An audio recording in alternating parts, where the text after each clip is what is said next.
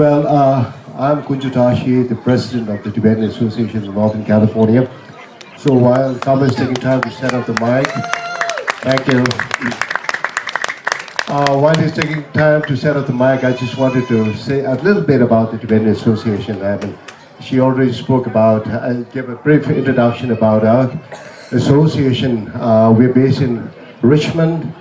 And these kids are part of 275 kids we have enrolled for our Sunday school program. So every Sunday we have 275 kids, Tibetan kids. Of course, like our program is not only confined to the Tibetans, it's open to everyone. So whereby we teach Tibetan language and music. As everyone knows that since 1959, Chinese illegally occupied our country, and we've been here in exile since then, with His Holiness the Dalai Lama still living in exile. He was 23 when he escaped from India. Today he's 91, so it's been so long that he's been in exile for. So for us Tibetans here in exile, we have two key responsibilities.